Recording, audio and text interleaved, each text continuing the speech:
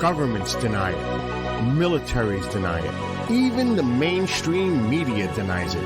But they are here, and they've been here for a very long time. The Mutual UFO Network has been on the front lines uncovering the truth since 1969, and now we're sharing that truth with you. Welcome to MUFON What's Up with your hosts, Katie Page, Christopher DePerno, and Katie Cook, exclusively on the KGRA Digital Broadcasting Network. Wondering what's up? So are we.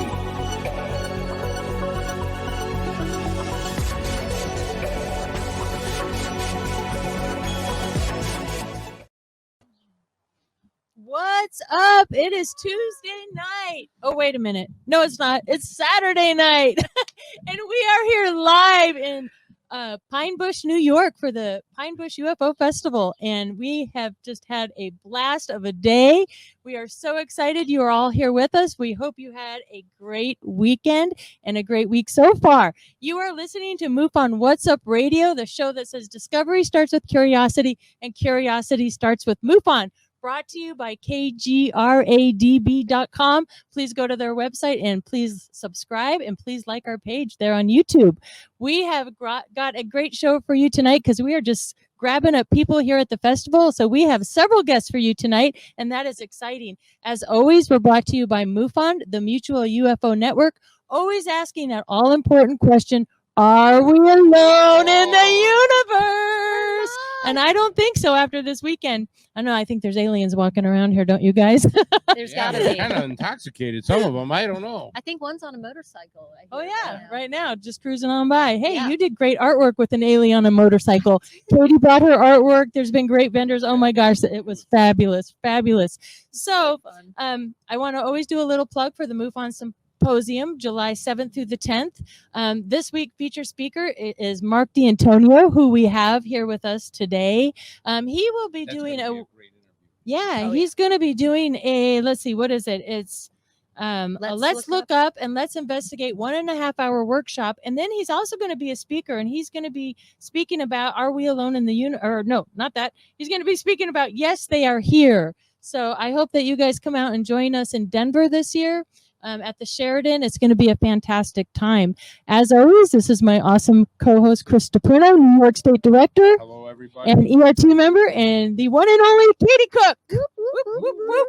Yeah, it's so awesome we're all together, which is great. I'm so excited here. I feel like I'm on the red carpet of UFO Festival. I mean, this is the red carpet. I don't have any heels on, guys, but I mean, this is unbelievable. He's lying. He has heels on. I do? Yeah, well, okay. But anyways, this is absolutely awesome. I'm surrounded by the two Katies, and I'm telling you, we had a great day with the festival and everything, and we got some tremendous interviews coming on there. Katie, what'd you think of it so far? The whole festival and everything? Absolutely awesome. So Pine Bush is fantastic, and we should tell everybody we're actually at Bill Skywatcher's house. Yes, we Our are. fearless producer. He let us come over to do the show so we could all be together and do this for you guys. So this is a lot of fun. But it's my first time in Pine Bush. Killer, awesome people. And this is a really cool festival. So if you didn't make it up this year, just please come out next year because we'll probably all be here again. It is super fun. This whole little town just gets turned into UFOville. It is fantastic. And we've all lectured while we were up here and just had a lot of fun. It was really good. So I will definitely be back. I just want to put a real quick plug in, but I am surrounded by two of the most talented people. Katie over here did an incredible job promoting her book. That's absolutely awesome. I encourage you to get it. And this one over here is a Michelangelo. She's an artist and a half. So I got to tell you, guys, check out her artwork and check out her book. And I got nothing for No, you. that's not true. So I this is like the total love fest here, but he lectured earlier and I'd never really seen him do that. And I was like, what? Like, I mean, you're so funny on this show and you know your stuff, but to really just get to see you have a whole hour to do your thing, I was just super impressed. So Thank you very much. big love fest. You can tell we all love each other. Yeah. And don't forget Katie Cook's 3-book series. It's a children book series, and they're amazing. Yeah. So she did have her books here too. You're And I sweet. love that you feature and target children because, I mean, not target children. Target. Yeah, that sounds a bit weird. Target children. Target What's on your children. mind, girl? Holy cow. I They're know. opening their mind in a gentle way. Yes. You know, they're just so cute and they're illustrated so great, and I Thank just love you. them. I bought a set for my grandkids. You're really So, sweet. Yeah, yeah. it's called Little Big Benny, and we sold a few today. So that was That's awesome. great. Yeah, That's that's always a good thing. You know, I Speaking got to tell you, let me just say, I got to tell you at the festival here, unbelievable speakers that were there, Mm. unbelievable people who were all dressed up. They were just unbelievable.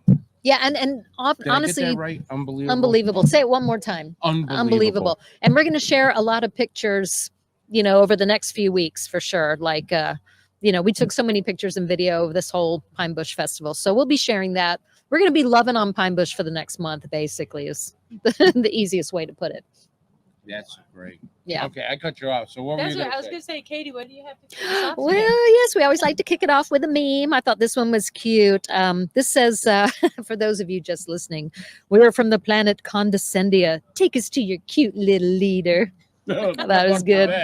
Aliens landing, talking to humans, being so condescending. abduct them? That's from Metzger. I thought that was really cute. And let's feature our pop of the week because we always do that. Our wonderful friend Wendy Robinson always makes a pop of the week. And I just thought this one was really cool. I think we actually have a video of this one, Amanda, if you can pull that up. It's a gray alien. It's pretty fierce looking. Do we have that one? It's okay if you can't find it. There it is. It's kind of spooky looking. I showed a Wow. green version of this a couple of weeks ago, and I love this one so much. So I was like, let's show the silver one this time. And of course, as always, you can order those at paranormalpops.com. And finally, I found a Mona Lisa alien t-shirt that I want to show you guys. And these are sold by On Cue Apparel. Yeah, so it's like, it's really an alien. We thought it was Mona Lisa, but they take the Mona Lisa mask off and reveal that it was an alien all along. And you can order those at oncueapparel.com. So that's all my little goodies. But we found a lot of goodies up here We at the did. fair. We So did. again, over the next few weeks, we'll be telling you guys about those. Well, Christopher DePerno, Yes. it's your turn for news. We got the news for you this time. Welcome, everybody, to the news of the week. Oh, man, have I got some stuff for you. First of all, Jerry is on vacation with Jenna. I think they went to Alpha Centauri. I'm not sure where they are, but the two of them are gone. Hopefully, they'll be back next week. But anyways, let's get on with the news. What do we got in the news this week? Let me see here. What's a good story here? Oh, wait a minute. I got something here. All right.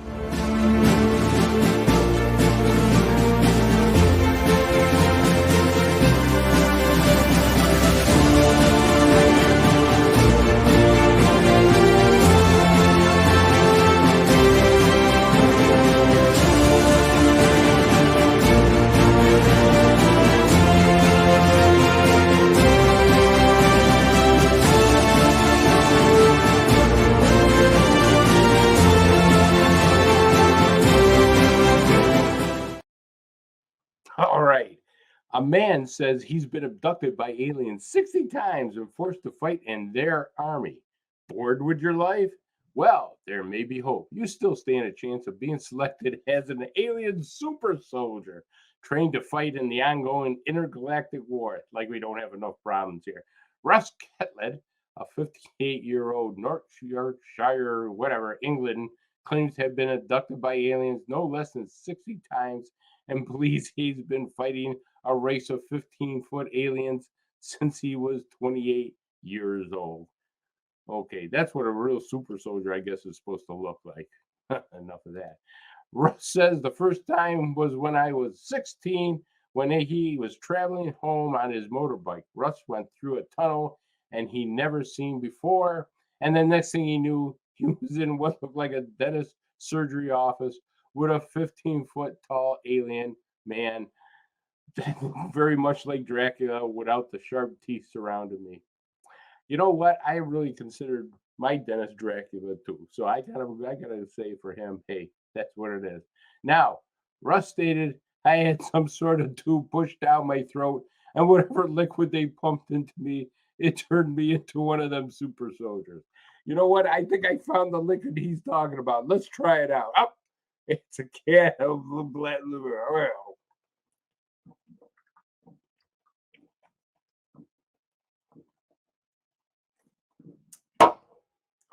man. Oh, I don't feel like a super soldier. I can tell you it didn't work. All right. Anyways, for the past 30 years, I have been part of their army fighting with the opposing race of aliens, the Dragos, which are tall and scaly. They have heads like dragons. Folks, let me show you what this guy is. Okay, take a look at him. If that guy is a super soldier, I'll eat my shorts. I don't care.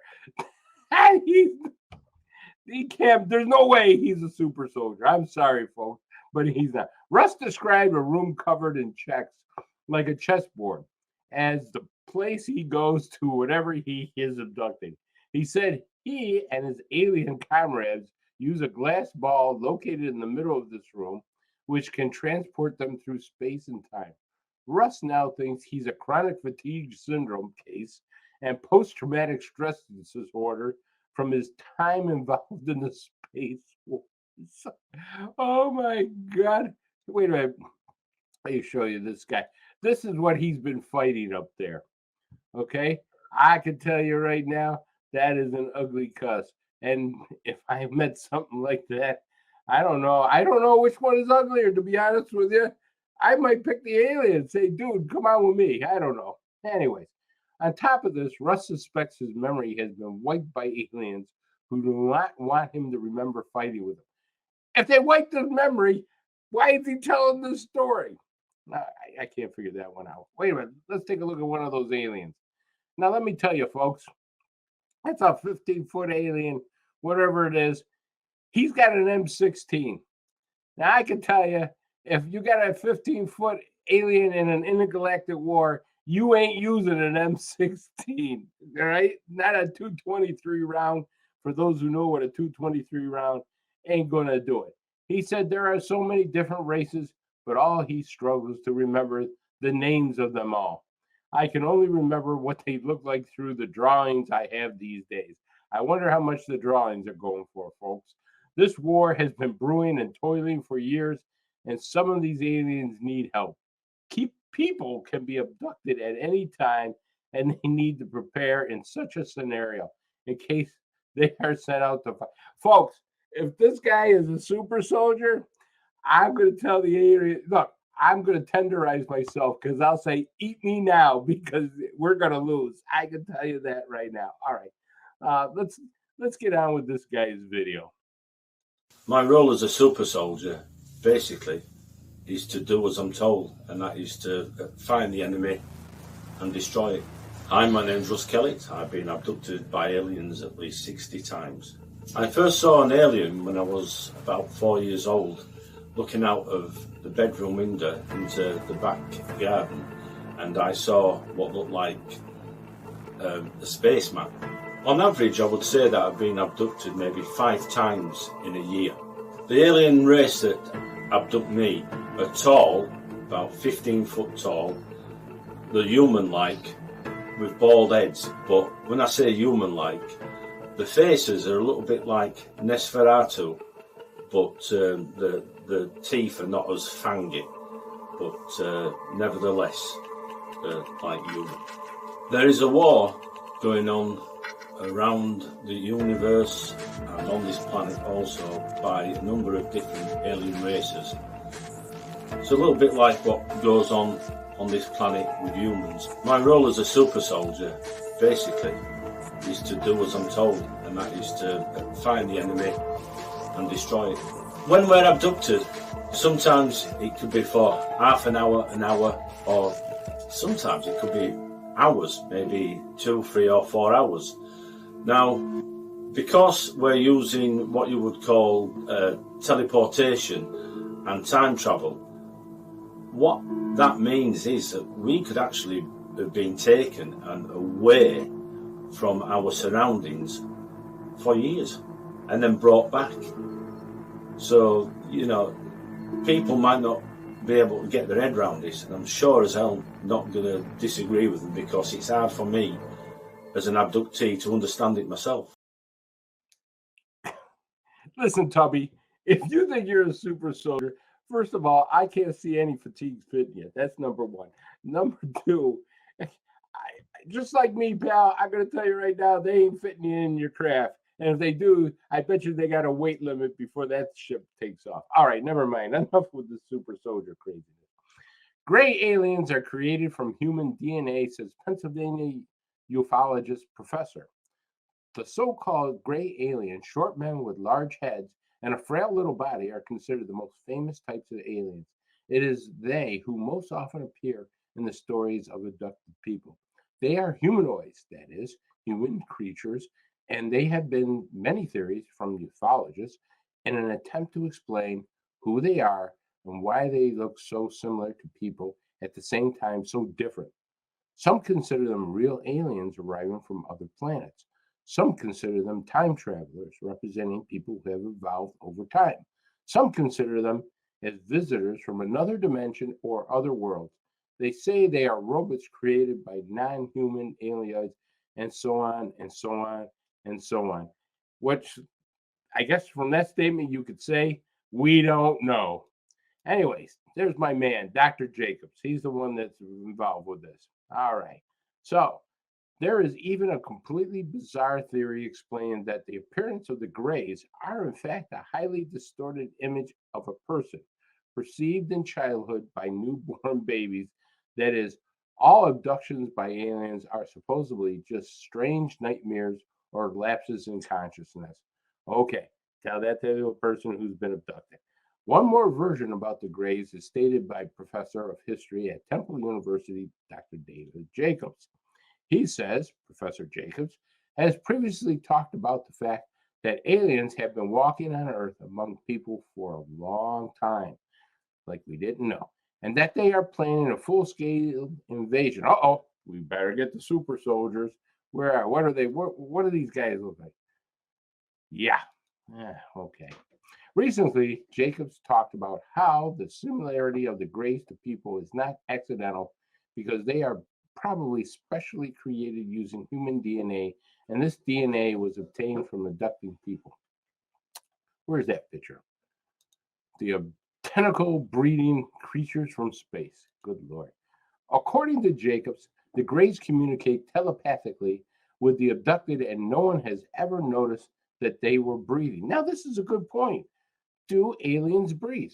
There is no evidence that they breathe.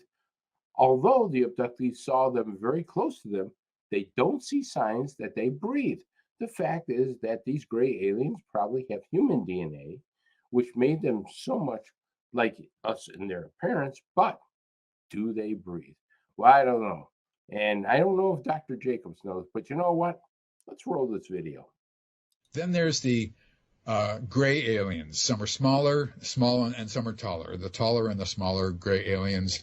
These are the aliens that everybody knows and loves. This is the one you see on the sides of buses and on billboards and here and there. And they are just workers. They're all workers in this program. They are bred for a task. In my opinion, they are themselves hybrids.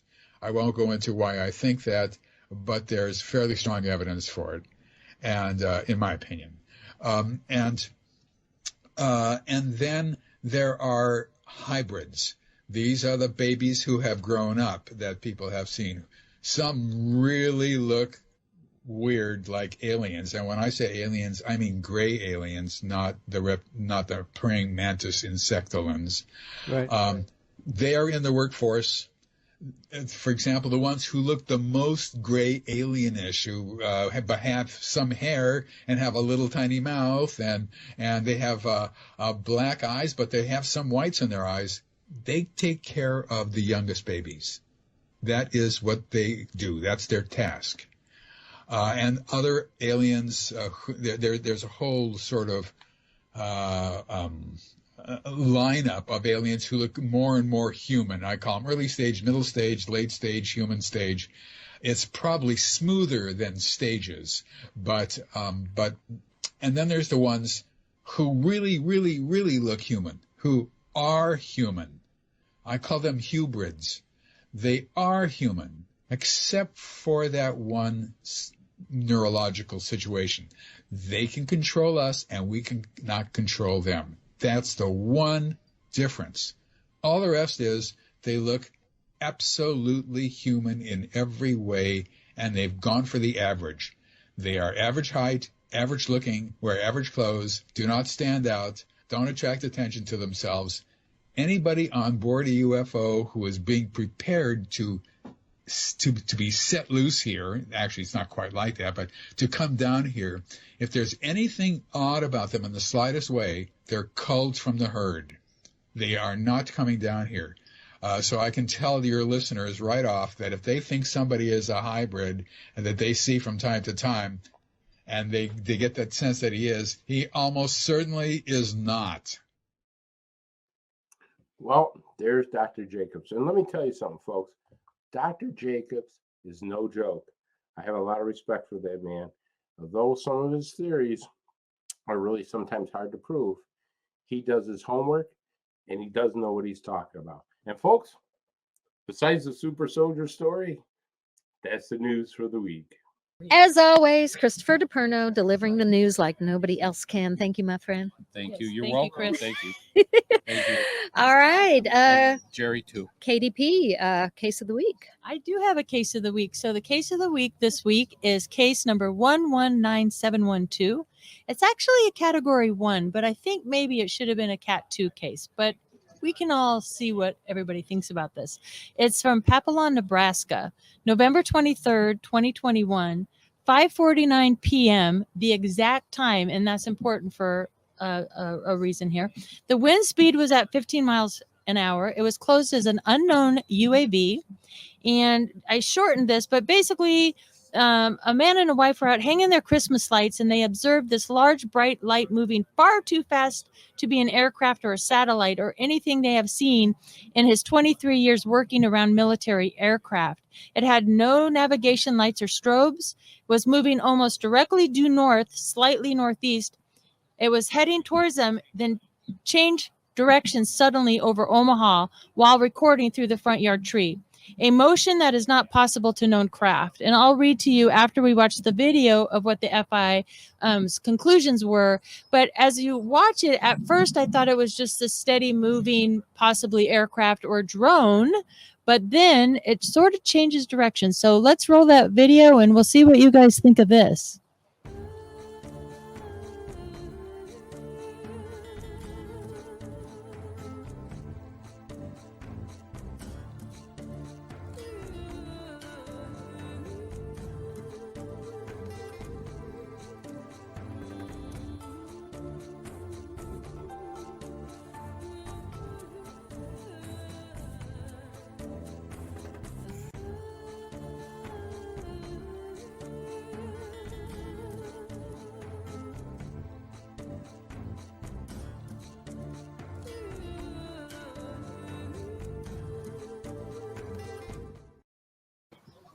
Huh. Yeah, interesting. Okay. Yeah, it's got a this little kind of, shaky. but it's got this like tumbling motion, right? Yeah. Like the whole time, but it also is kind of coming down. So yeah, I and then mean, it kind of goes over and it tumbles, and it's just this. So it was steady coming in at first, and I thought, well, this might be an easy solvable case, but then it gets all kind of crazy and sporadic. So the And there's FI the in this photo. case said it was rather interesting for several reasons. He said it was a straight line path until later on the video where the light object started to maneuver in various directional changes, no strobe or flashing lights. So the FI did check Flight Radar 24, and that's why the exact time is important, because he was able to identify a craft. But here's what's interesting. If you watch right at the very end, plus the witness was Air Force. He worked on RC-135 reconnaissance and aircraft Boeing 707s for a long time. So this guy's familiar with aircraft. So that's really good. He's got a great witness. He said at the end of the video, another light comes into the frame. yeah. And so that's interesting too. And it just sort of sped off I as wondered well. if So that there was were a plane two at that came first. in. Yeah. Yeah, Well, I know this guy. He's very credible. I mean, he obviously knows what planes are. exactly. So I mean, that leads a lot of credibility to his story, and also it does appear like it's acting very strange. It's not going. Could be going against the wind there, from what I see. Mhm. So I mean, obviously you have some unusual movement. I'd like to see that video analyzed. Yes. Give maybe our listeners an absolute on that. That's a very strange Yes. thing. Good job on that. Yeah. Thanks. like Let's move that up to a cat 2 at least. I think so. Give it a second look.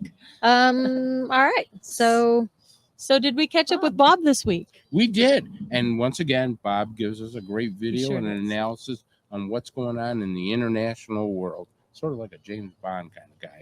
Bob's awesome. And he was a speaker here as well and did an amazing job. Really We good just love job. Bob. all right, let's roll that. Hi, everybody. This is Bob Spearing, MUFON's Director of Investigations on the international side. And each week, Chris DePerno allows me to show you a video, a drawing, or a photograph of some incoming case just submitted to the MUFON case management system. This week, I have a video out of Egypt that was taken by two individuals driving in their car in a rainstorm. And we'll play it, and then I'll analyze the video after that. Let it roll. هي غالبا في قفشه تكنولوجي معينه في الكاميرا ممكن تبقاش عندك او وات ايفر يعني.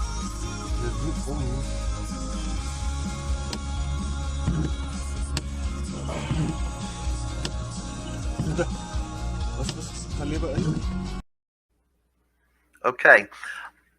It's a very short video. What the witnesses did was they sent in 3 videos of essentially the same thing in front of their car in the same place, not moving. It looks like a classic blue metallic disc in the sky in front of them.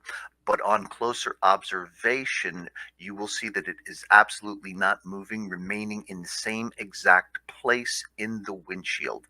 We've had a lot of these lately. The most famous was the hoax case from Georgia several months ago, where an individual pilot claimed he was flying at 39,000 feet over Georgia, when in fact he was on the ground in Louis Armstrong Airport in New Orleans, and the giant boomerang that pilot claimed that he saw was really just the reflection of his cockpit console reflecting in his mirror at night. Essentially, that's what we have here. I'm still not quite sure what the reflection is, but without doubt, it is a reflection of something on his dashboard. And we can close this one out also as an IFO, identified flying object. That's it for this week. I'd like to thank Chris DePerno for having me on again. Hopefully, I will see you guys next week. Take care. Okay. Mark, I suggest you sit down and we're going to put a picture of you to cover that little boo-boo. And so we are ready for Mark now. All right. Mark D'Antonio in the house. Is this not a great place? I mean, what a time today. Yeah, well, it was fabulous, wasn't it, Mark? Yeah, I do Pine Bush like every year, it seems. And I'm telling you, every year it gets a little better. It's unbelievable. I had so much fun. There's a lot of people. Your talk was great. Your talk was great.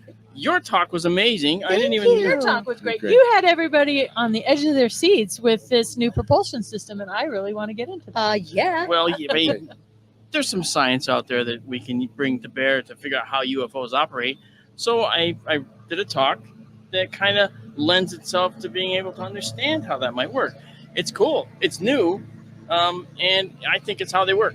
It's a great theory. I got to tell you, folks, I listened to Mark D'Antonio last night during the conference, and not only was it so scientific and well information there, but he's entertaining. You got to laugh and you got to just perk right up when he's talking, because he makes ufology so much fun. Well, can you tell me how a lawnmower works? Because that's all I can hear right now. I can tell you that the response of these microphones is probably such that the lawnmower that you guys are hearing in the background probably isn't so bad. Oh, I hope so. Your ears hear way more than these do. Yeah. Well, let's just dive in, because I'm sure everyone at home is Sure. like, what are we talking about? What kind of propulsion system and all that? You brought up string theory last night as a way that these craft might be moving. Yeah. Blew my mind. Yeah, there's a book out there written by a very good friend of mine named Bob Schroeder. It's called Solving the UFO Enigma. And Bob and I spent some time before I came out here, a couple hours, and I just went through what I wanted to talk about. And what it means is that if there's an object, a UFO, that's flying in our airspace, when you look at those, when you hear those reports, you hear reports of these things are shimmering, or they're vanishing, or they're changing colors, and they're fading out and fading in. And that's something that, to this point in time in history, has always been, well, what's happening? How is it doing that, right? Yeah. I know it'll choke you up. I mean, it's intense stuff. You swallowed a Insect- bug? Insect, yeah. Okay, we are outdoors. So the bottom line was when a ship like this flies in the atmosphere, it's not really flying. It's sort of just sitting there, right? They're hovering. So how that happens is, I think, and Bob Schroeder thinks, that the ship is a particle accelerator. That's why these ships are round. That's why triangles are what they are, because inside they probably have a particle accelerator ring. And this accelerator ring generates particles that live in another dimension. Sounds crazy, doesn't it? But it's not crazy. It's not what's really going on, because what's happening is these particles that are being generated actually pull the ship into this fifth dimension called the bulk, like bulk produce, BULK. And that actually allows the ship to enter this zone where the space it's in is now so warped that distances are really shortened down to nothing and time is slowed way down. Okay, so if that's the case, way down. Okay. I want to make sure I got that right. Is this the Mercury theory with the Mercury going around, or is that something different? That's I think something different. Okay, but I will say that this particular theory, this string theory, has a variation. It's called Randall-Sundrum 1. Ooh, okay, never mind the name. Okay, but it has to do with who discovered it, who thought about it. But the idea is that if the ship can oscillate back and forth from our X, Y, and Z, all moving through time, our 4 dimensions, if it can oscillate back and forth from there into the bulk and back again, it goes into the bulk. And as it goes into the bulk, suddenly, once there, most other places in the universe are available to it. And they can go there in a fairly quick order. So as an example, what's concrete? Okay, you want to go to Alpha Centauri. Alpha Centauri, the light from Alpha Centauri takes 4.3 years to get here. It's 4.3 light years away. So if a ship wanted to go there using this methodology, if it went into the bulk enough, the distance to Alpha Centauri gets shortened down to the equivalent, say, of a 20-mile drive. Oh, wow. Okay. Oh, wow. Now that would mean it's 60 miles an hour. Okay. It's going to take you a very short time to get there, right? If you were flying at that speed, right? But you can go 20 miles very quickly. But a spacecraft like this, as a circular particle accelerator, has an issue. We have them too in our particle accelerators. And that issue happens to be a specific kind of radiation that's given off by these ships or by particle accelerators. Anytime you try to curve a beam around a corner and go in a circle, what it does is it gives off another radiation on the side called synchrotron radiation. Dangerous, deadly. You don't want to be there. Okay. No, but bad for your health. But these guys, these aliens probably have figured out a way to deal with that. See? And so their ships might be 30 feet in diameter or so. And that is what this is all about. See, they would have to deal with that. We can't see that yet. But they might. Mm-hmm. I think that's cool. You know, one of the things you brought up, too, was why aliens want to visit us. I thought that was fascinating when you started talking about, why they would be interested in our planet. Could you explain that? Sure. I mean, if you think about it, okay, for those that didn't see it, okay, because it was streamed as well, for those that didn't see, we're made of carbon, right? And we use oxygen in order to build up energy in our systems and to do our biological functions. That's what it's all about. So carbon is the 4th most abundant element in the entire universe. Number 4. Number 3 is oxygen. And number 2 is helium. Number 1, hydrogen. So those top 4 are probably going to be involved. And certainly hydrogen, oxygen, and carbon are very, very involved in, for instance, DNA and other organic compounds. Now, there's so much oxygen in our atmosphere that's generated by life. Phytoplankton, photosynthesis. In high school biology, you learned about respiration and transpiration. What plants do, they give off carbon dioxide, they suck in carbon dioxide and give off oxygen, right, at different times of the day and night, right, the day and night cycle. Well, those oxygenating plants build up this oxygen in our atmosphere. And if you're made of carbon somewhere in the universe, guess what? You're also probably using oxygen. So if you're looking for another place to go, a vacation home, you're on another star, you're probably going to go to a planet that has oxygen in the atmosphere. So what are you going to do? You're going to look for oxygen. Right. And James Webb will be able to detect that. That is so true. Yeah. In fact, the James Webb Telescope, it can't, you are smart. You are. All hail. Okay. You can't discount the James Webb because although it can't see oxygen directly, when oxygen atoms collide in an atmosphere, they create secondary compounds that can be seen by the James Webb. And based on how many of those secondary compounds are seen from all these collisional products, guess what?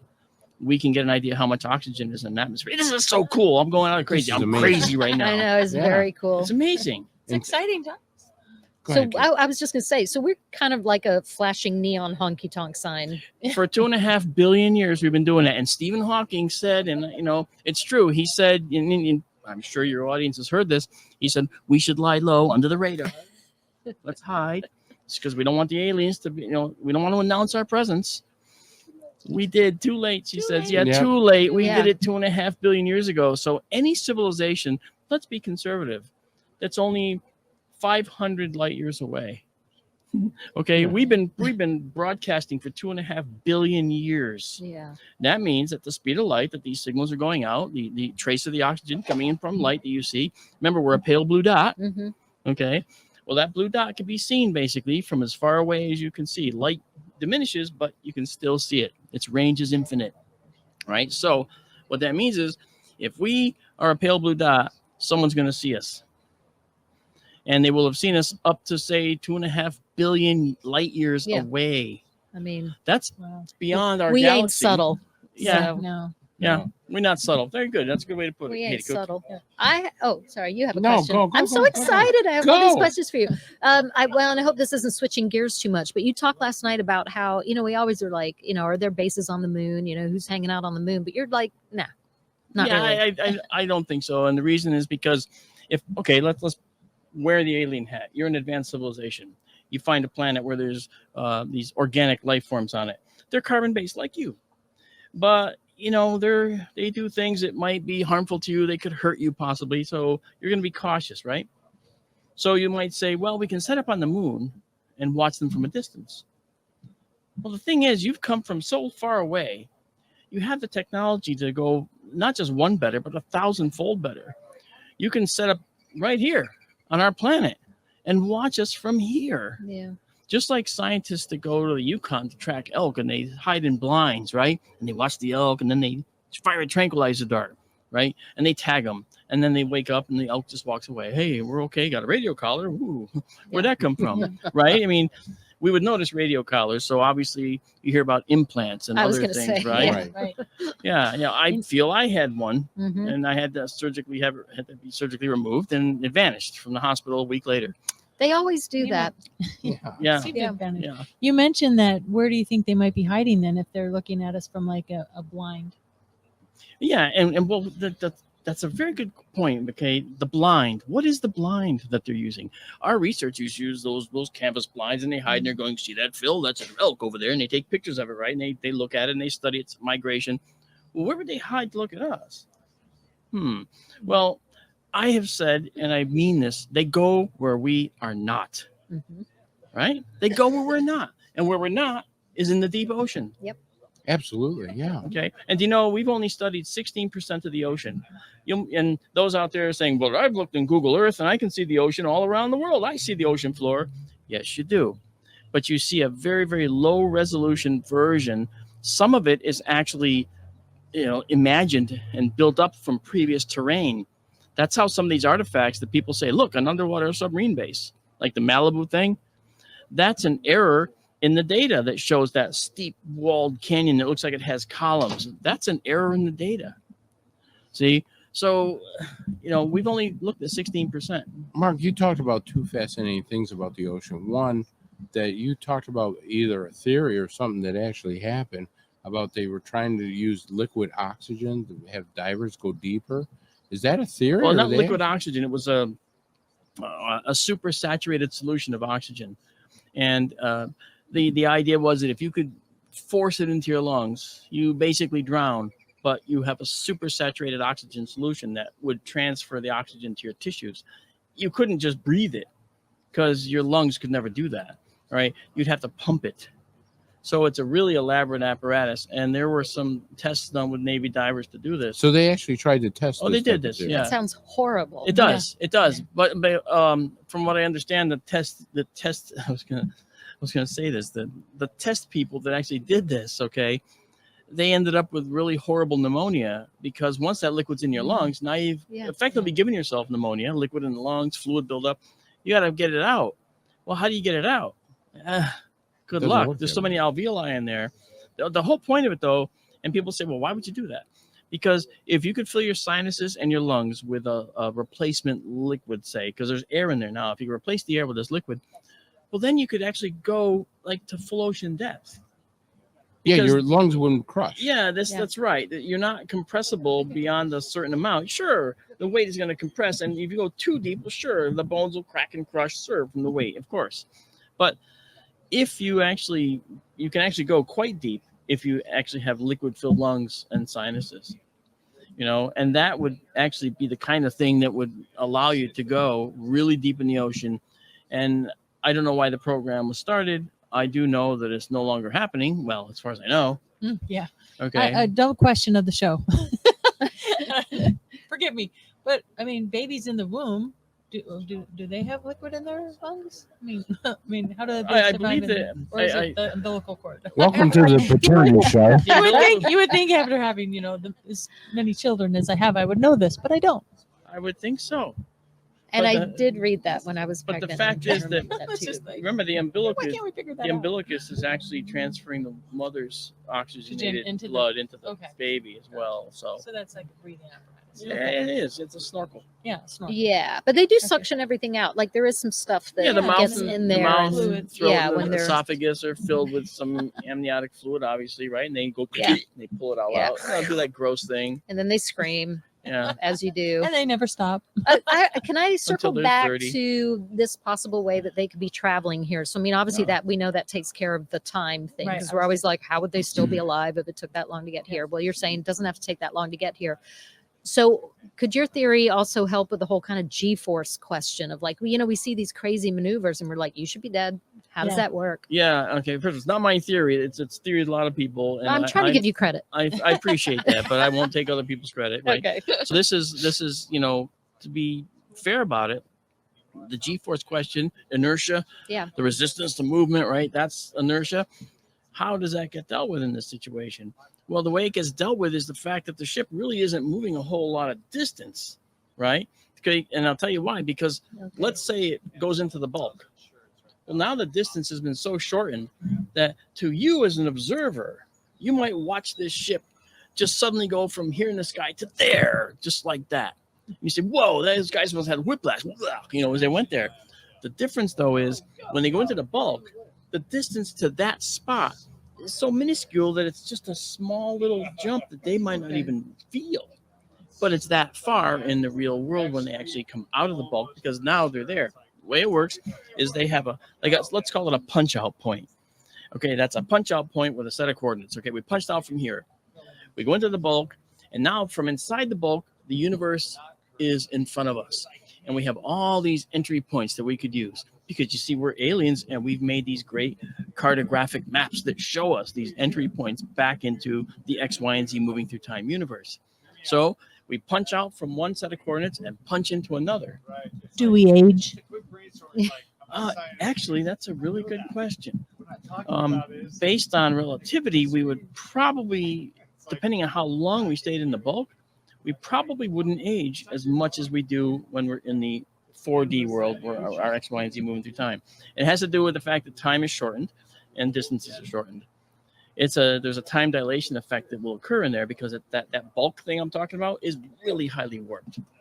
Okay. Yeah. That's amazing, Mark. Yeah. We've only got about 5 minutes to break. We're all still buzzing a little bit from the congressional hearing. Oh, yeah. Okay, buzzing or not quite so buzzing about it, but I just don't know that we've talked to you since then. So I'd love to have your thoughts on where you think we are with it.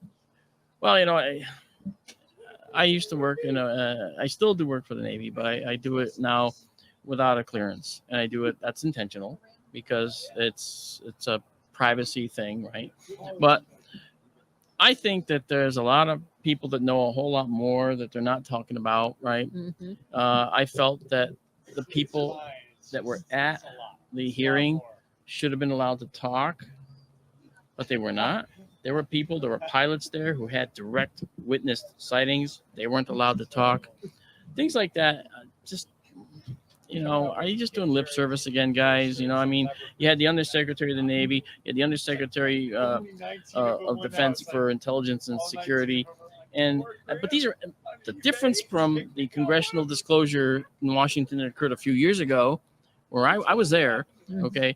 And the difference from that to this is actually pretty monumental. The difference was that past one was old retired senators and congressmen who were paid to be there. This wasn't how it happened here. This was active duty personnel that were actually being questioned by senators, briefed by the Mutual UFO Network beforehand. Now, that is a huge difference. That means a lot. It means a lot. Now, for me, it's a question. There's UFOs and there's other types of high strangeness. I subscribe to both. I don't think there's just UFOs. I think that high strangeness is very important. Why?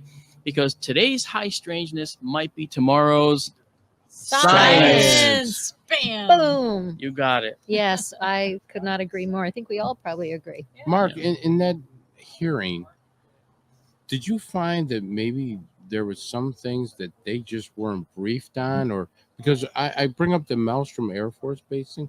I mean, even novice people know about Maelstrom. They're shutting off, especially something like that where they keep saying, well, this could be a national security threat. And here we have an incident where missile silos were shut down, and these two guys looked like they were deers in headlights.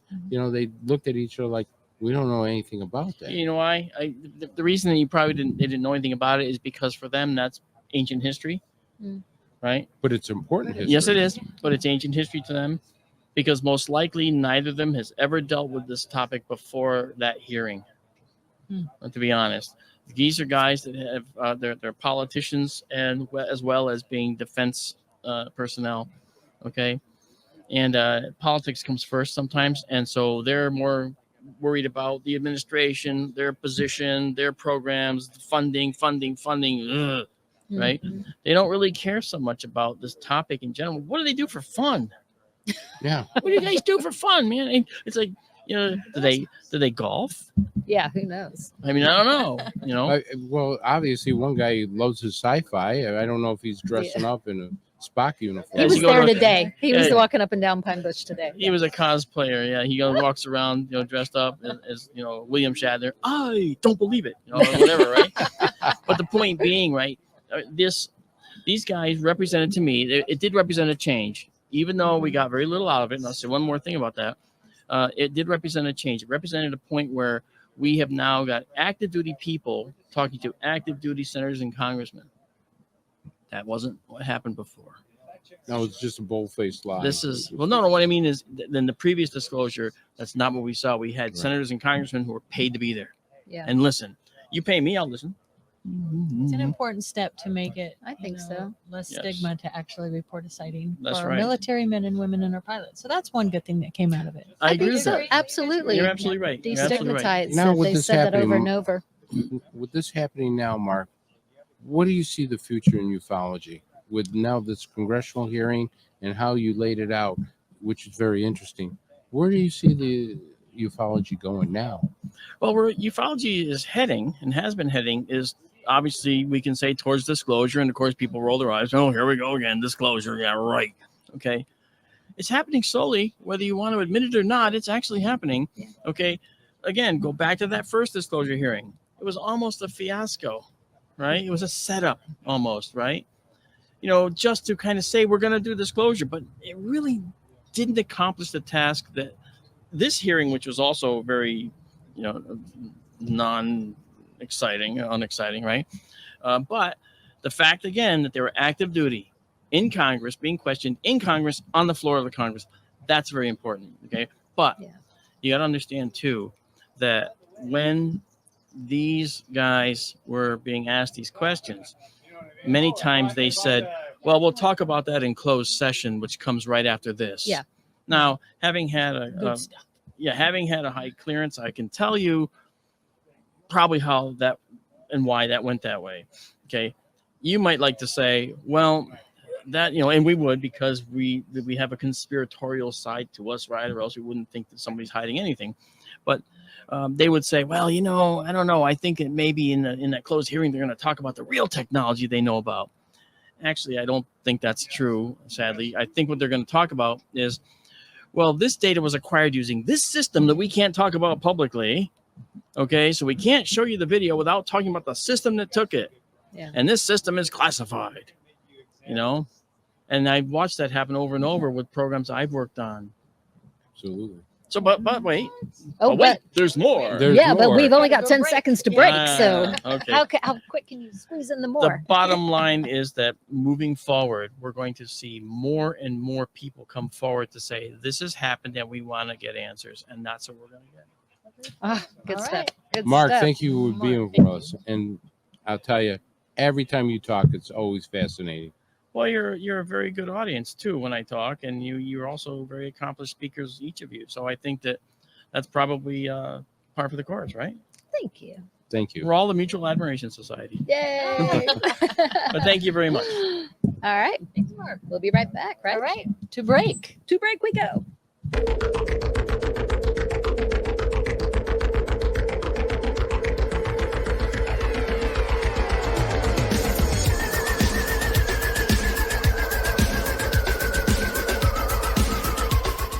Hey members, the new KGRA DB app is now available on iOS and Android devices. Gain on-demand access to any KGRA DB programming. Download any show directly to your mobile device to listen or watch on the go. Go to the App Store and search KGRA DB. Scrolling all day, time can disappear. Wanna make it count? Why not volunteer? Posting pics of your food, that takes up time. Time, you've got time to binge all of season 9, though it got so bad. Time, you got time. We're gonna grow back and be the same browse you had. Just a few hours to keep families from harm. Help us end home fires with Sound the Alarm. Volunteer for a day to install free smoke alarms in your community. Discover the Observation Deck, a one-of-a-kind virtual event platform that takes video conferencing to the next level by using avatars to navigate a campus. There's so many areas and activities to choose from. There's a 1,000-seat auditorium, an expo hall, a nightclub, and even a beach. So come attend a conference, take a class, or hear a lecture on the incredible Observation Deck campus. Go to theobservationdk.com. You're listening to the KGRA Digital Broadcasting Network. We provide unparalleled coverage of trending news in the world of ufology, cryptozoology, and paranormal phenomenon.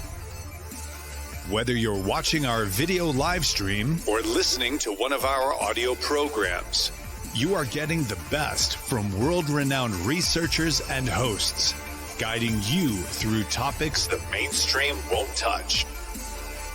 Miss one of your favorite programs? No problem. Head over to the members area at kgradb.com for access to our massive library of award-winning content. Make contact, stay connected, only at kgradb.com.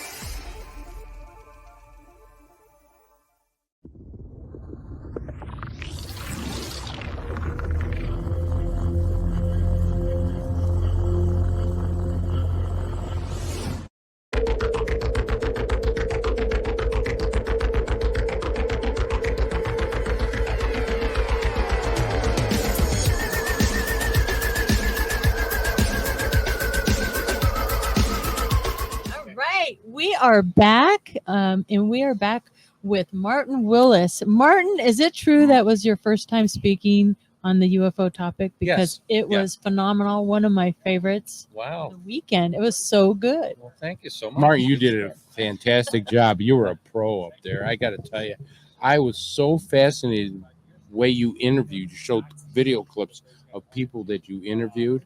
And you get right to the point. I mean, you don't mix around. You let them talk, but you know when to ask the right questions. I was impressed. Well, thank you. Thank you. It was a lot of fun.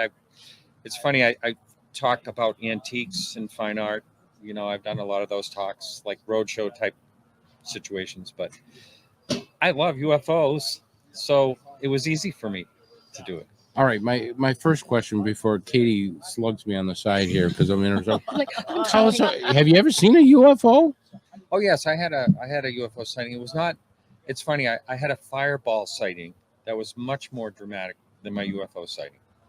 I know that sounds odd, but the UFO it wasn't boring, but I mean I was baffled by what it was, but it just came over, stopped, and it was a disc like a size of the quarter or so, but it was perfectly shaped, had a blue glow around it, which I've never seen before. Do I have to get closer to the mic?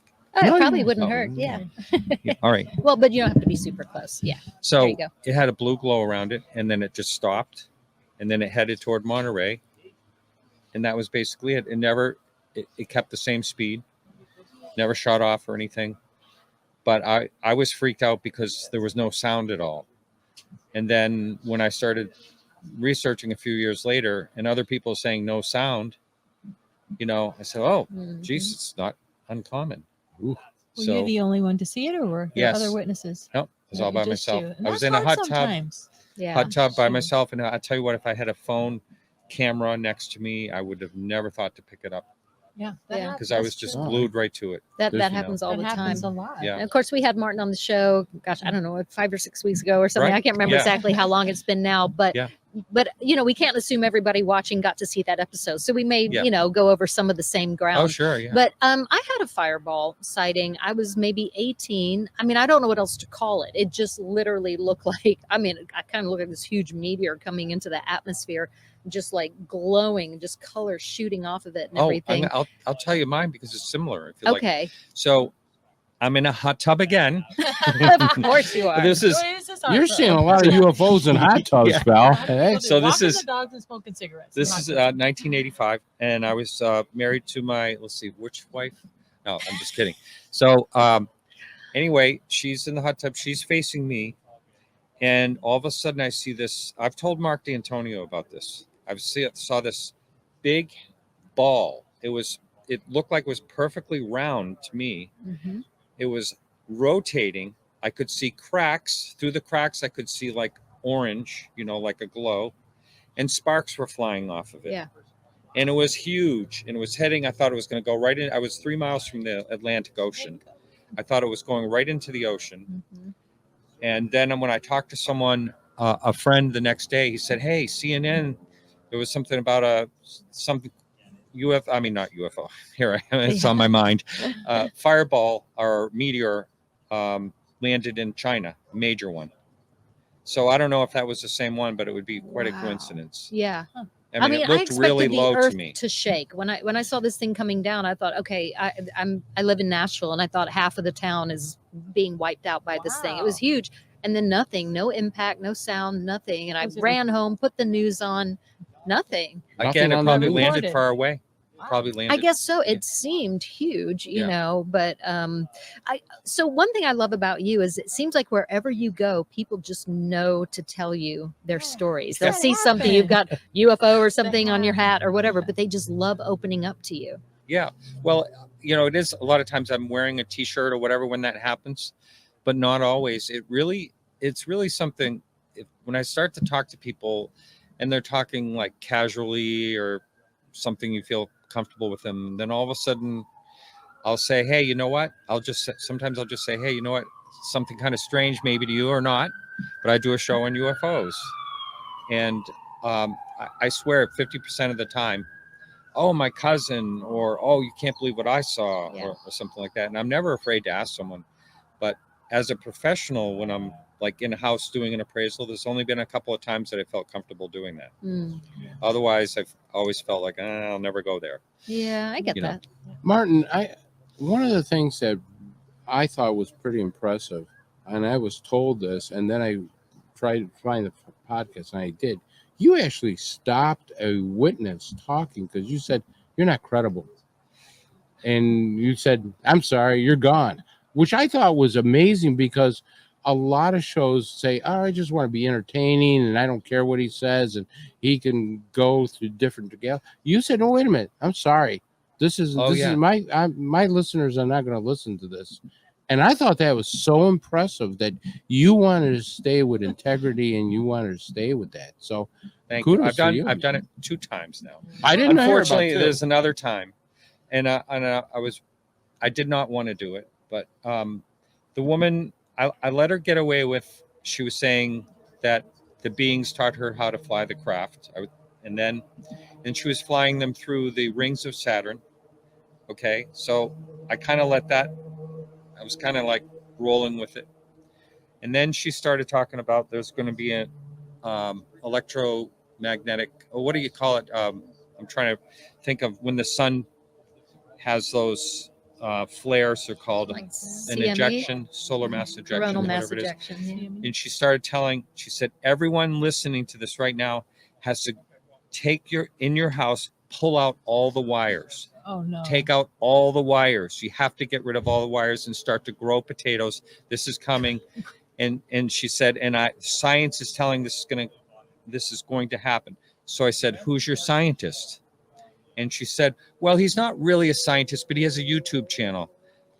And I said, okay. So I ended the show. It was a 2-hour show. I ended it at the top of the hour. And they're looking at me like, what's going on here? And then I had Bill, I think what I did is, I can't remember I think I just ended the show and had Bill put on another show. And I talked to them both. I said, I can't have that. I can't have you saying, pull wires out of your house, everybody. Yeah. And all this other stuff. So I vanished the show like it never existed. I deleted it off of YouTube, off of all the podcasts and everything. Then I called my good friend Mark D'Antonio, and he did a show with me that week. Nice. He did, and you didn't pull him, did you? I've been thinking about it, but yeah. So that was going on live when you did that. Yes, Oh, wow. I was live. Okay. Oh yeah. So, and I was blindsided because she was on with a guest who's been on many times, and he's always been really good. And he brought her along with him. He's all buying her story, and good for him. Well, let's hope next week we don't go, oh, I should have planted those potatoes. When was that date she Totally predicted? right. It's probably passed. We're Yeah. probably good. I hope it's passed. You know, one thing you talked about in your lecture here at Pine Bush is how often people just have such strange behavior. Well, you showed a couple videos Yeah. that kind of illustrated this. So often contactees and experiencers are like, I just did the weirdest thing afterwards. Ice cream. And yeah, I'm going to just say ice cream Ice and cream. let you go. Yeah. Yeah. Yeah. That's Can a you tell that fabulous story? That was a great Yeah. story. Well, this guy, I mean, he was totally credible. I talked to him for quite a while before I recorded him. And his name's Albert Wayne. He's in, I think, Connecticut. And when he was young, he had this sighting, and it was absolutely incredible. He was with his girlfriend. He thought a plane was coming in, and he saw the lights coming in, and then thought it was going to crash because it was too low. And all of a sudden, whatever it was stopped. And then it was a odd-shaped craft. It had like 4 points, and on each point, it had like a rod with a ball on it. And then it had a midsection with a yellow band, and it was stopped over some trees. This was off I-95, pine trees, and they were waving back and forth under it like it was a hurricane, and which I think is pretty interesting. So everyone pulls over off. There was a whole line of cars that pulled over on I-95. They're all watching this thing, and they said, and almost like instantly, like, it was all of a sudden he just looks up and there it is above him, and he looks and he sees these amber windows, and there's silhouettes of beings like looking down. He remembers looking up at him, and a little part I edited out because he went into quite a bit. He says, I never really believed anybody when they said they were having telepathy. That I just could never buy that part of it. But he said all of a sudden he had this thought in his head where everything's okay. We're just looking at you. And wasn't there a whole line of cars? Whole and line of cars. Everybody got off on No, the no, I'm same gonna tell. exit? I'll tell Yeah, that for a yeah, second. tell that. So then, It's crazy. so that That's happens, so good. and then all of a sudden, just like it wasn't over them, it's over back where it was exactly, and the trees are waving back and forth again, and then it vanishes.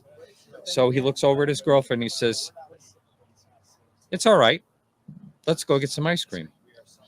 And so he gets on the highway, I-95, and the cars are all getting on 95. All the cars that stop, they're all getting on 95. Everyone pulls off the first exit.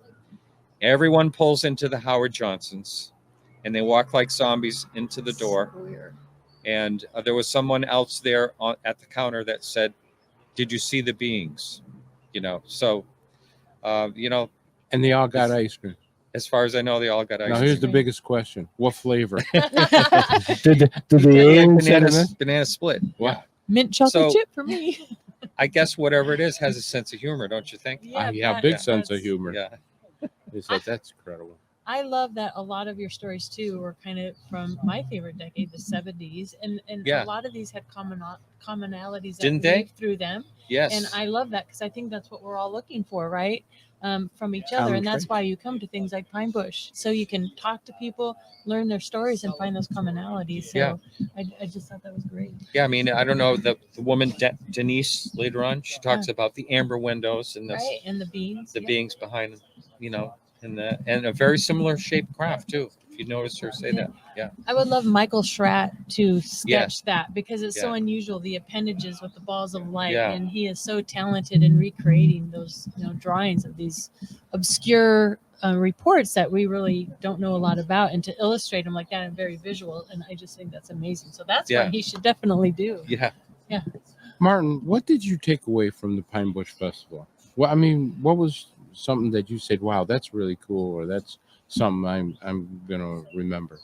Well, this is the second year I've been here, and I think it's great that a lot of things happened here. There's always, when there's a fair, there's always like all types of elements, like you can buy the blow up aliens and stuff like that, and people wearing tinfoil hats and being having Oh, fun. yeah. But it's also keeping the tradition of what's happened here over the years, and a lot has happened here. It's like an epicenter in Pine Bush. It's keeping it alive, and it's getting other people curious, like, well, why is this here? And so maybe the younger generation will look into it. Maybe they'll walk into the museum, which they really show what really happened, all these different things, cases laid out that happened over the years. So I think it'll bring, I think the best part of it is that it brings, younger people, which I'm glad are getting involved Yeah. and looking at this topic. Well, and Because, I'm sorry, I didn't mean to interrupt you. Yeah. I was just going to say the fun element, I think part of the reason it's actually important for that to be there is because a lot of people, if they think it's all science, they can get a little intimidated, and they can just think, oh, I just don't understand all that stuff. But when you have a fun atmosphere and you bring everybody in, then somebody's a little more likely to be like, well, I did see something weird once, That girl that came up Yeah. during the Hudson Valley when it was really the waves, her and her friends were all in high school, and she approached the table, and Katie and I were sitting there and just kind of poured out, and she felt very comfortable to talk about it. And I think you're right. That's why it's so important, and to connect with others, and just incredible story. Make that it she went through. approachable. Yeah. It needs Yeah. to be an approachable topic. It needs to be something that anyone can discuss in the middle of a Thanksgiving dinner, with their Yeah. family. We can't make it so like, oh, well, we exist in this little elitist group over here, and you Yeah. have to understand how the craft could possibly work and all that. And no, you don't. Right. Did you see something weird? Let's talk about it. Yeah. So I think the more we just make it less weird, the better. I'd love to get your take on how you've seen people's lives change after contact. And side note, some people may have had contact their whole life, but they remember it for the first time when they're 42 and they're, whatever. We don't always know if somebody's only had that one incident, but I feel like most people, it does trigger something. It kind of wakes them up and they almost have a new mission. Yeah, I mean, I told that one story about the gentleman that I shared the office with that had, to me, that was the most incredible encounter he had. This box comes in, he's witnessing with everyone else. It flies up toward the mountain range. Fighter jet comes. It bursts into 5 lights. Now, the only time I told this to Charles Halt of the Rendlesham Forest, and he said, what I saw turned into 5 lights as well. And then they blinked in sequence, and then the lights in formation shot off, and the jet gave up chase. And when I said, "How did that change your life?" And he said he could care less. So there goes my theory. So no, there are those people. Yeah, I guess so. And I can't really gauge that too well because I really don't know. There's not a lot of cases where I knew someone prior to having their experience. So the only thing I can say is that, here we are. Maybe some of you have or have not had some type of encounter, but a lot of times it will change people's lives to, look into the topic.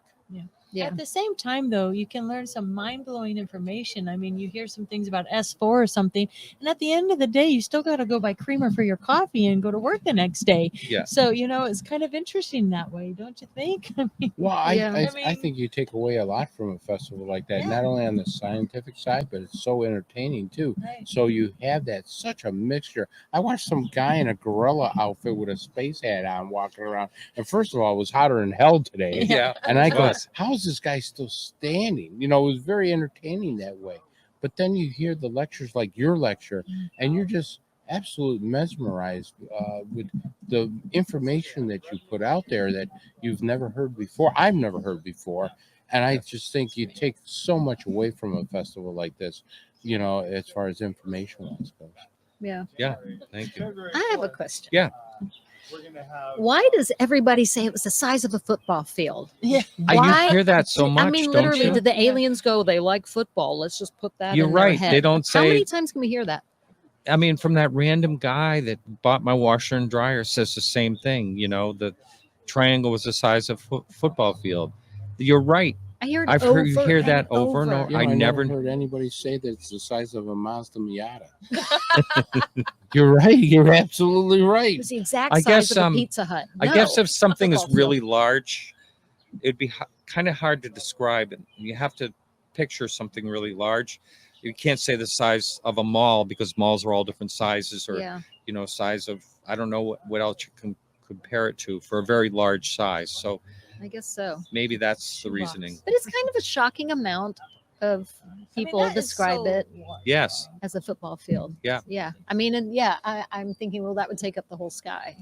Yeah. It's Where wild. do you think ufology is going now, Martin? Well, I feel like it's, I have to disclose this congressional hearing and stuff. Where do you think we're going? I feel like it's going in the right direction. I just feel like the last few years, and I feel, a lot of people were disappointed by the hearing. And Katie, you made a really good point today. That, what was the word they kept saying?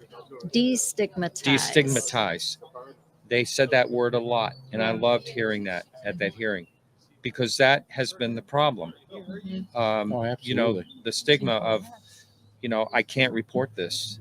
Like I mentioned the pilot I sat next to at American Airlines, when he was in the Air Force, he said absolutely no way was he going to report this green ball following him for 300 miles. There was no way he was ever going to report it.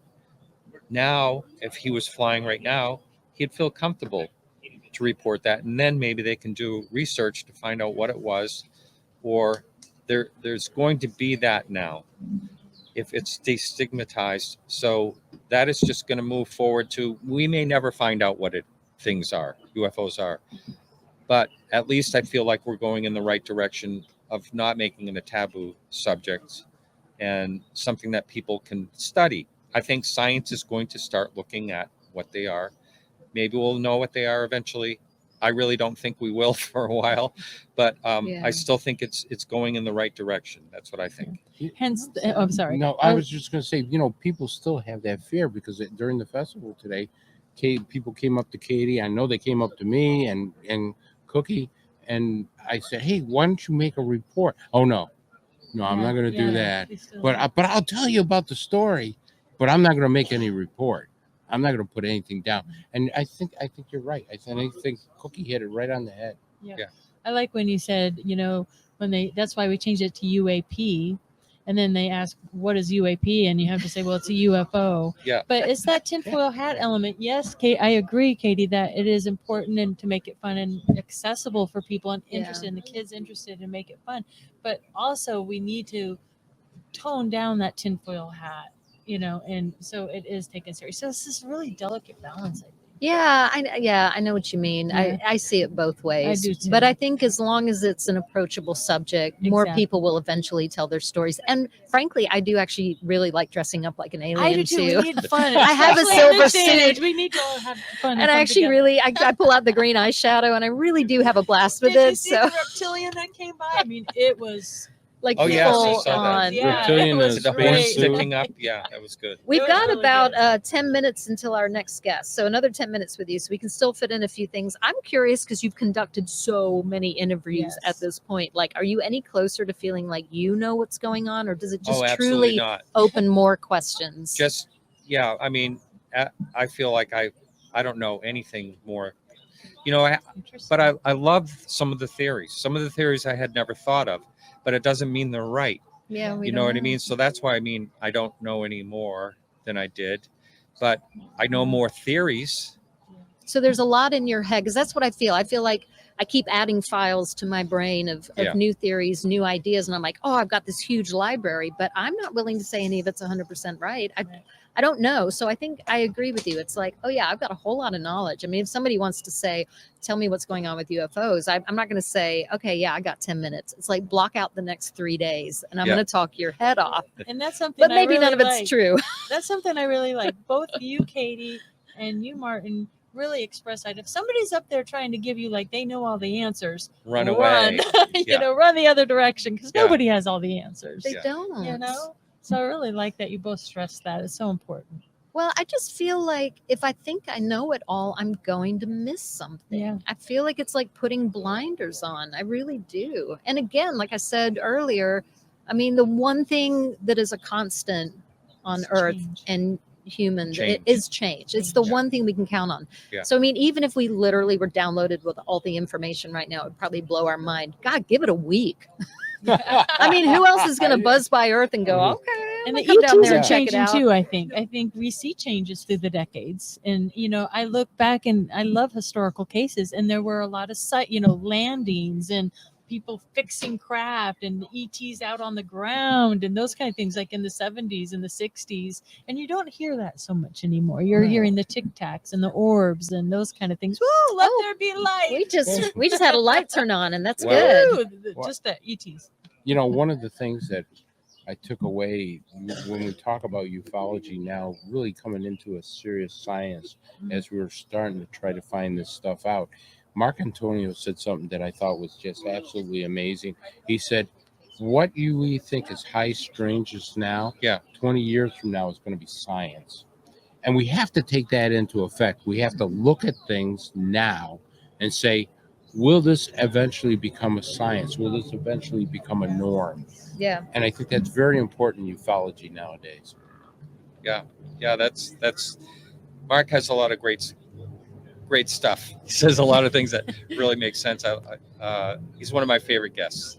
Yeah. I agree. I enjoy talking to Mark. He always comes up with something that's very interesting and makes you start to twizzle your brain in different directions, trying to figure out what he's But he saying. also makes it easy enough to understand if you don't really understand. That's what I really like. Like that topic he brought up last night, that was really tough. He could have lost a lot of people if they want to really, the technical part of it, but he made it easy to understand. Oh, yeah. So that's what you have to do sometimes. Who was your favorite guest? Who did you have on? I got to put him on the spot. Yeah. I'm going to put him on because Martin can handle it. He's only interviewed like 500 people or Well, something. then he ought to be able to pick one, don't you think? As now, I just mentioned Mark's right up there. He's right up there. I'll forget about him. Let's do somebody else. Is he over there? I don't know. Yeah, I'm not He's going to look. looking at you. But my favorite repeat guest, I'd have to say, is David Marler. Yeah. Good choice. So, but I had some guests on that have just blown me away. Sean Cahill was on recently, and he was absolutely incredible. And I've had a lot of guests that I thought were really, really incredible. Now you interviewed Lou Elizondo and I believe his cohort, right? Chris Mellon. Yes. I was the first one to interview Chris. What'd you think of that? It was back in 2015, I think, or 16. He was really, really good. He had all these like rules and things, you know, back then, and then he felt comfortable, and then he started calling me, and we would chat a lot and stuff like that. And then once he got into the To the Stars Academy and stuff like that, they had him buttoned right up so he wouldn't communicate. So we stopped our communication, and then we occasionally write an email back and forth, but that's it. So he's done a lot. I think both of them, Lou Elizondo and him, there's some controversy out there, you know, about Lou a little bit here and there. And I'm still in touch with his wife, and she's, you know, there's a lot of things going around. But the bottom line is, I don't think this hearing may have happened at all if it wasn't for those two guys. Why now? Yeah, why is it happening now? And that's funny. That was one of Stan Friedman said when that was his question. Why now? Why now? He was asking why now. And I don't know why now. That's a really good question. And a lot of times, you know, the question is the important thing, is to figure out what to ask. Yeah. But why now? Who to ask that to? I What's don't the know. agenda? What's the agenda? Yeah. And, you know, we've so many times in this field, everyone's been let down. Yeah. Yeah. You know, like something will happen and they feel like we're really going somewhere, and then the Roswell slides. Do you remember that fiasco? You know, like, oh, we're gonna see real pictures of aliens, and oh, it's a mummy. You know, and then people get invested. You know, I'm not a Bob Lazar fan. I'll tell you that. Okay. I don't believe in Bob Lazar's Really? story. I just don't. Okay. And there's a lot of reasons why. But there's some people so invested in Bob Lazar that they will never back off. They will just ride it all the way until, you know, a place. And you know, Martin, that's why I really like you as a guest, because you're not afraid to say, I don't really think much about Bob Lazar. I'm not quite sure about his story. I'm not quite sure about other stuff that goes on. You challenge it. Well, you want to see I'll tell you if it's okay. Yeah, no, I'll just we've tell got a you the couple reason minutes why till I'm our saying next it. guest. I'd First love of all, to hear it.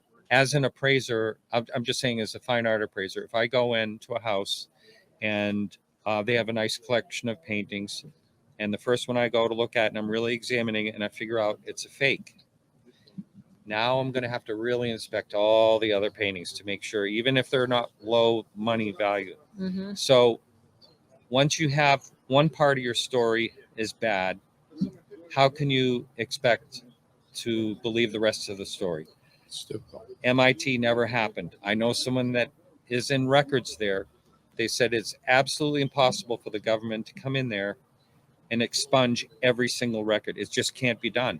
There's so many repetitive things. They just could not wipe him out.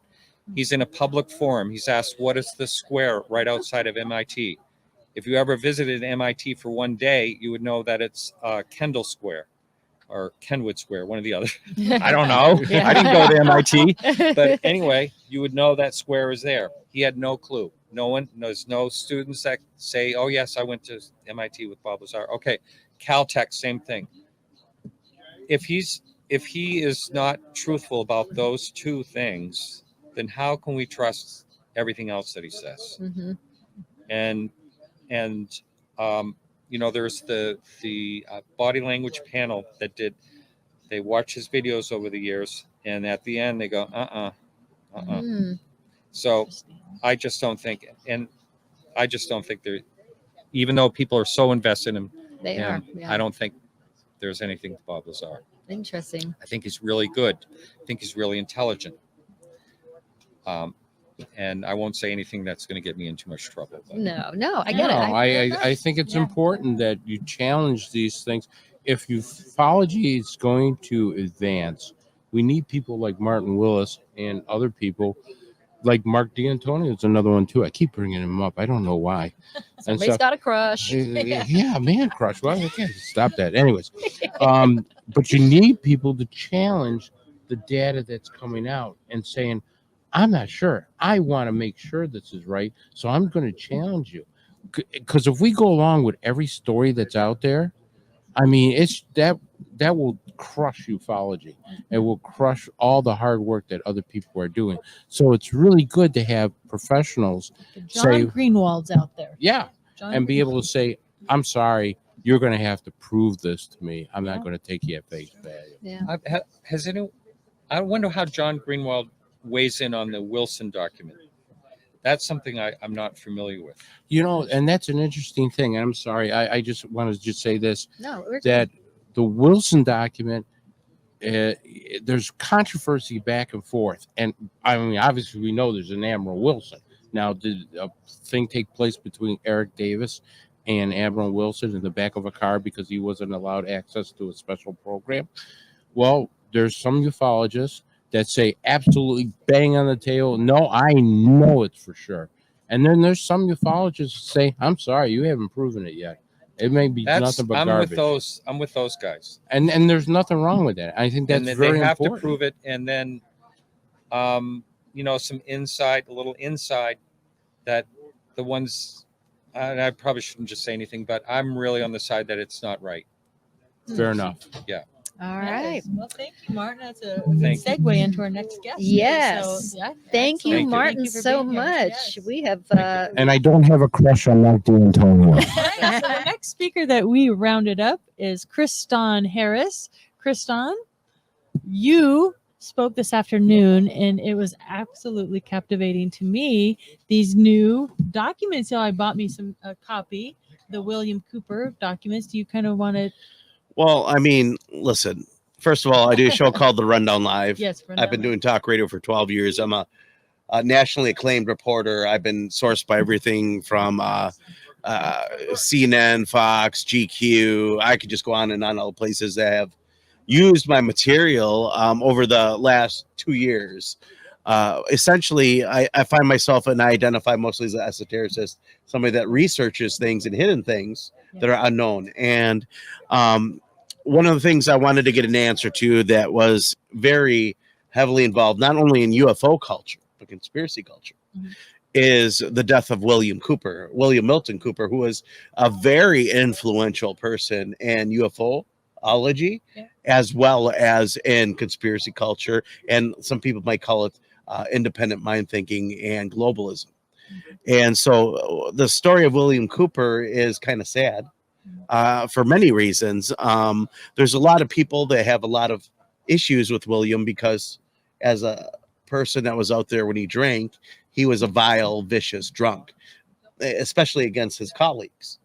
But that doesn't mean the information or a lot of his research was in fact disingenuous or incorrect.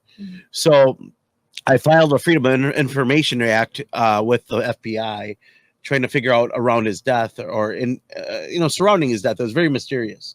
He was shot by law enforcement, and the idea was that he owed back taxes and refused to pay, and that's why they killed him.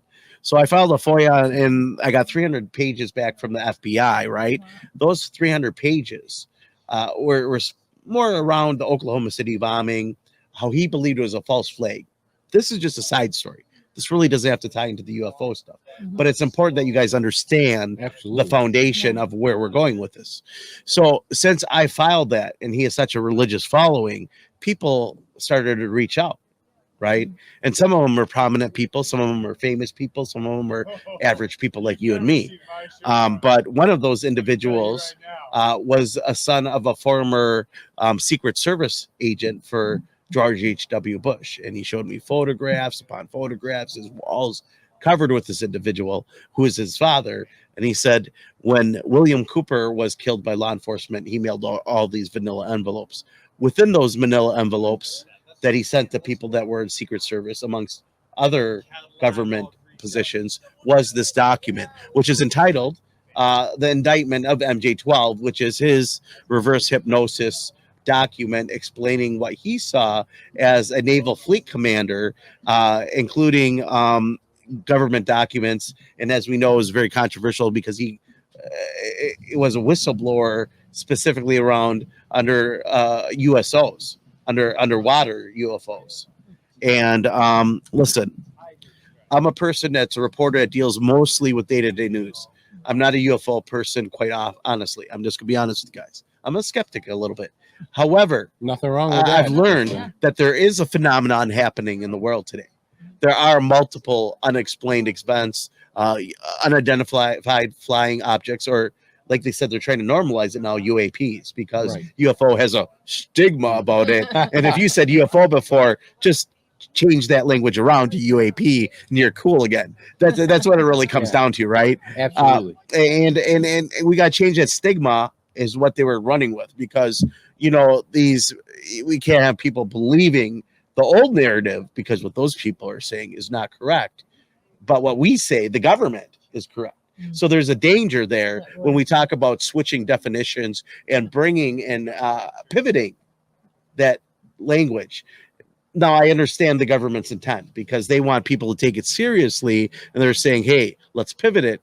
But at the same point, we have to understand that they're going to use that and weaponize that term.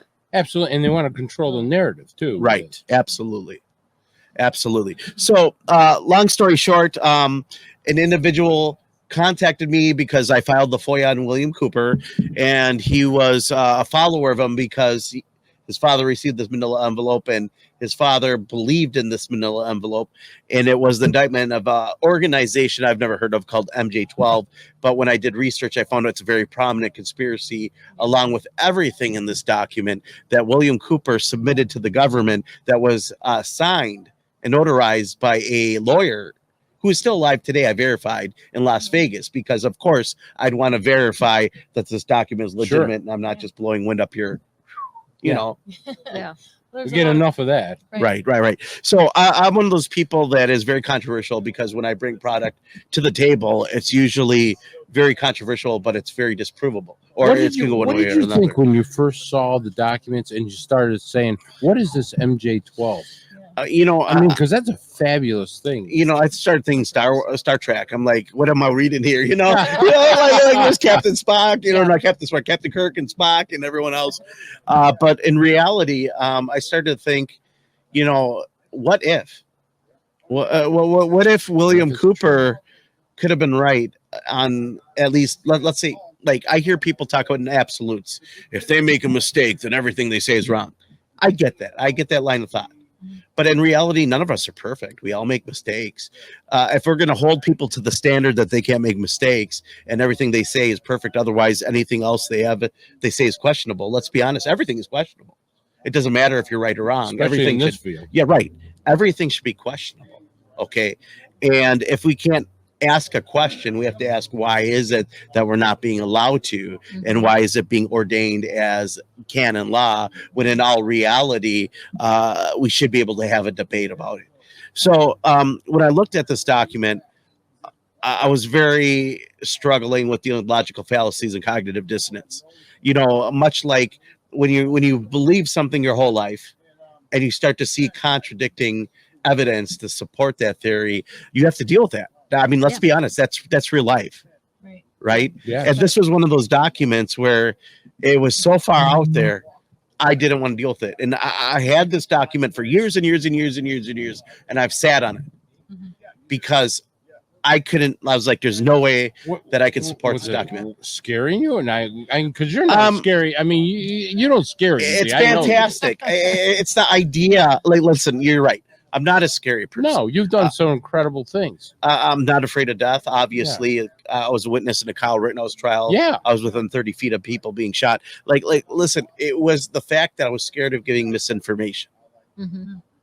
And what happened is I was like sitting on this, and I'm like, I've read this, and my whole life I've been a researcher, not only of just news, but I've also have listened to William Cooper's Hour of the Time, which he's had thousands of hours of 3,000 to 4,000 hours of episodes. It was one of the most popular underground shows that we can talk about in the 80s and 90s. And this guy did more without the internet than I can do with the internet. And it blows my mind. Not that he's right all the time, but William Cooper in his show Hour of the Time brought a lot of valuable information. And I needed the evidence to support this document before I brought it out to the public. And did you become a believer in this document? Well, okay, yes. So great question, Chris. And Katie, I appreciate you guys.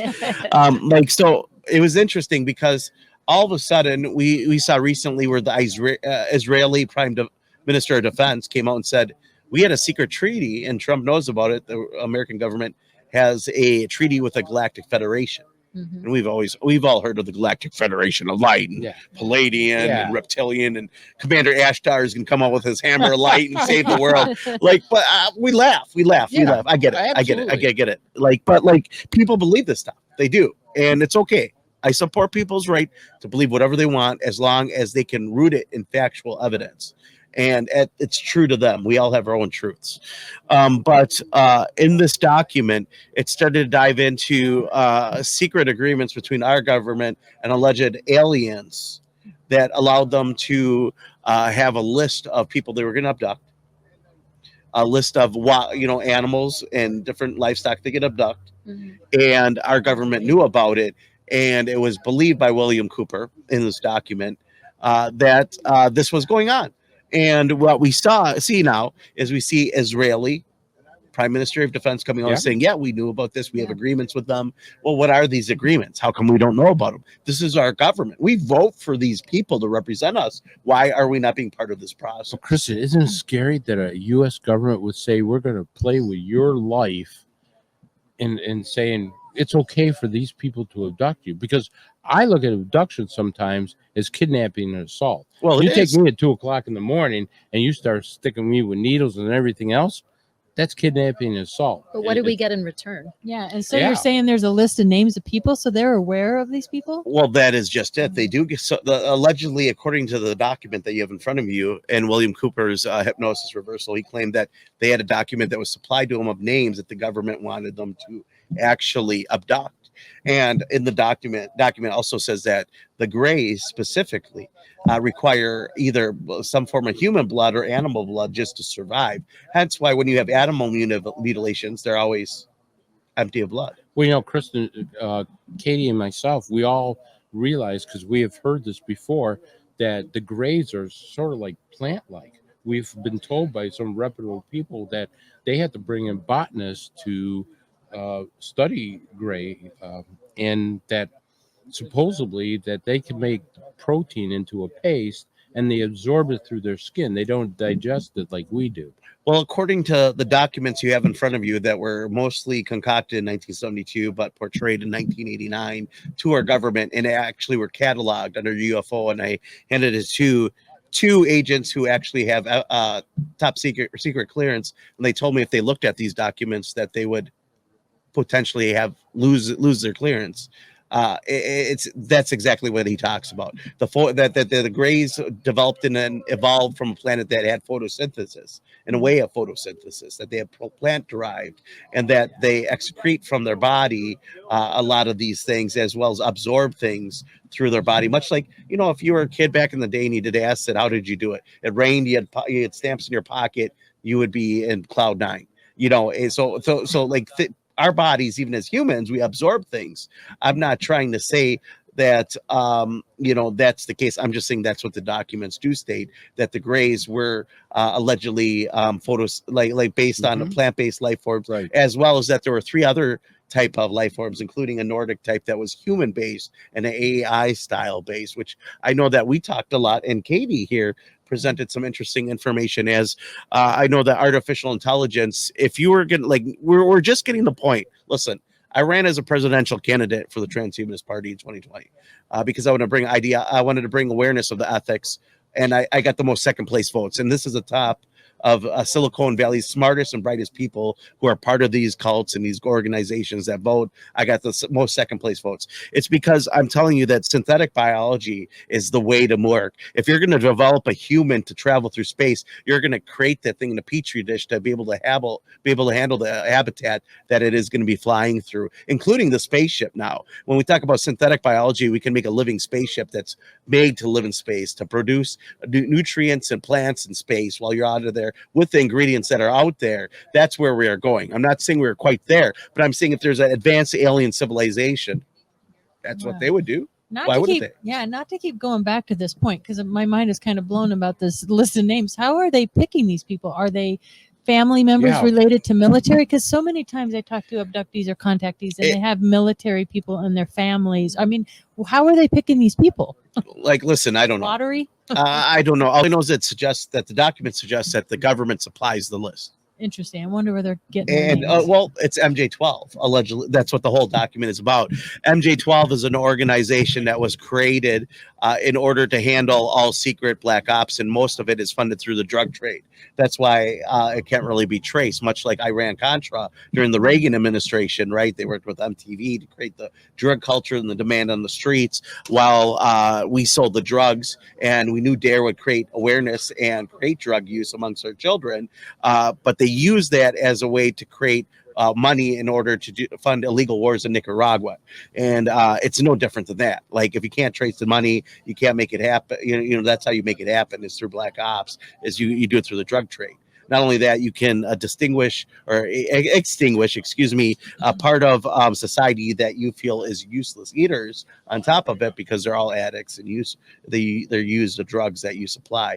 So Freeway Rick Ross showed that Iran Contra, that essentially the CIA procures a lot of the drugs that we provide, and that we put our own people in jail for that. And so I think there's this bad, like that's what the money is used for. You know, you're just blowing my mind away, because here's such a scary part.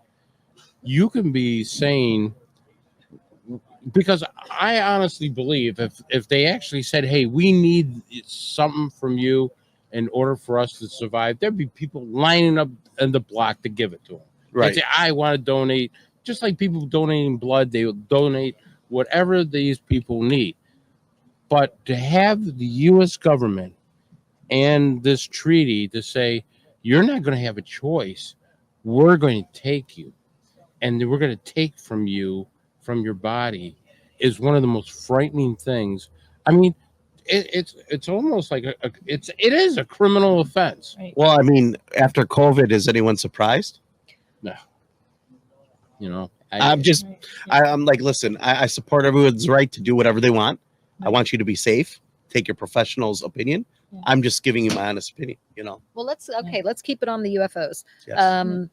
Did Cooper have a take on these beings, and if they have any good that they are doing for us? Well, if it's literally just a business contract between the government Yeah, and but them. specifically, it's a business contract, which you're accurate. He mentioned that there are multiple underground bases. That's why the government created weapons that were developed to attack deep underground military bases. Today, 50 years later, 40 years later, from these documents, we would call them rods of God. They're dropped from space, and they penetrate deep within the ground in order to destroy deep underground military bases, and they call them Project Excalibur. That's an accurate project that did exist, and that's eventually what it evolved into. So, like, again, this document is very accurate in predicting many things that happened that are now being procured in mainstream news. And that's where I have to ask is, how much was he correct on? Obviously, or was he just a very creative individual that wrote a roadmap for the government? It was like, that's a great idea, William Cooper. That's what we're going to do. Like, I don't know. I'm not going to say that this is the Bible. This is the answer. This is one person's story that has been very influential in our society, especially in underground and centric ideology, as someone who is considered the gospel of conspiracy, the gospel of understanding. And I'm not saying he's right. I'm just saying this is the information he provided, and I was lucky enough to be gifted this article because I filed a FOIA about him surrounding his death. Speaking about FOIA, and you mentioned the rods of God, it's so interesting. I ran into somebody very, very high up with a lot of clearance in General Electric, and he talked about the rods of God and their back engineered technology that GE has, and they use contract companies like General Electric because you can't FOIA them, so that's really fascinating that you brought that up. Well, I'm going to tell you guys a little dirty secret about the UFO and finding any secrets about our government. They contract everything out. Yes, you can. So you can't keep anything a secret. Yeah. Really, technically. The question is what is genuine information? What is misinformation? Well, there's what always is disinformation? disinformation. They're going to put it out there to send you down. I mean, that's very common. We even used it in police work. You know, we would, if we had a killer on the loose and we wanted him to think, hey, it's okay for him to come out and stuff, we would send disinformation to the papers and stuff like that with their, you know, working with them to say, hey, you know, we don't have any leads, which is absolutely not true. Or, you know, we're kind of looking in this direction when we're looking in that direction. So, you know, misinformation is used in all levels of government. Well, and again, that comes back to what I've been talking about, and what I normally am known for is giving a speech about is programming and the magic behind words. You know, the process of putting symbols together to get to have meaning isn't called wording; it's to cast a spell. It's spelling, and if you stitch them together, it's a curse. What is a curse? What is cursive? And what does it mean when you write? And there's a rite. R-I-T is in ritual. In the word right, it's all there. When you switch a definition to what things mean, you control people's mind. And you need to understand that the government understands these arcane senses. In fact, the term grammar is the laws in which magic work by in arcane sense in the ancient sense. And we need to understand that it's being used that way today. Even in this subject, like I saw, we hosted on KGRA, which I'm blessed to be on, with Katie Cook, and obviously Katie, we got Katie squared here, the Perno top private detective, and they allowed us to have it because we're not the UFO guys, we're the morning news guys, right? And you know, we thought it as mostly a nothing burger. This is all stuff that most people know. They do research themselves, and it's like, well, they're admitting that triangle UFOs are drones, and then they're like saying, it's like, okay. They don't want you to know what the truth is, no matter what the government portrays. It's not there to benefit you. It's there to benefit them. Okay. And I believe that there's good people in government. Okay. There's people like, as a person that's strongly held highly in police accountability and accountability in There's general. also bad people in government. There's also bad people in government. I hope there's good aliens. Right. And in the weekend that Bilderberg meets and talks about UFOs, and it was 2017, I was at Bilderberg in Chantilly, Virginia, and I hustled down a couple of people that attended the organization, and on video I asked them, what was it you guys are talking about? And they were talking about how to reveal UFOs to the American public, and we all laughed at them. Mhm. And here we are. Well, I hope they do. So what would it take for you to be convinced that UFOs are real, alien life is real? Well, okay, first of all, I'm going to be honest with you. UFOs are real. They are real. They're just unidentified flying objects. Yeah. I don't know what they are. You don't know what they are. That's why they're UFOs or UAPs. What I would like to see is the law of journalism. Listen to everyone, question everything, and don't believe unless you can prove with your own two hands. Unless I see it, or I can touch it, or I can feel it, or I can, you know, investigate it, or have documentation of the investigation, video, whatever it is. Would you be open to having a personal experience? Is that something Absolutely. that you Like, hope to experience in listen, your life? I'm all down about hanging out at the space bar, and I'm not talking about a keyboard. like I'm just joking. I make jokes. Okay, I'm from Wisconsin. That's why I sound like I'm from Canada here. But like, I think that I had okay. I'm going to have a very serious conversation with you guys for just a short time. I've worked with Jordan Maxwell. You guys familiar with Jordan Maxwell, protege of Manly P. Hall, very prominent individual. And I asked Jordan Maxwell before he recently died if he believed in UFOs, because I was struggling with the conversation. And Jordan Maxwell looks at me and he talks to me while I'm hanging out with him. And he goes, you know what? I was out there once and I was taken to a location where UFOs are prominent. We were driving and I saw a UFO. He said, I turned pale white and I was never more scared than I was in my life. And it followed us and chased us from where we were at, and he drove off. And I have this recorded on audio. Jordan Maxwell, obviously a big-time philosopher involving in the subject. I believe our government is responsible for a majority of UFOs. But at the same time, I do believe that there's a presence here we cannot explain. And it might be even not from outer space. I think that's more likely that these UFOs are occurring from within our own planet. We have giant ocean. We Absolutely. have hollow pockets within our planet. There's ocean underneath the crust that is larger than anything we have on the Earth on the surface. Like, what do we know about all of this stuff? Because obviously, at the very least, if there's oceanic properties underneath the crust, there's life underneath the crust. If it's at the small scale, so we have not conquered the ocean. We only know a little bit about it. So who's to say there's not another civilization? Mermaids, mermans, I'm in. I'm just kidding.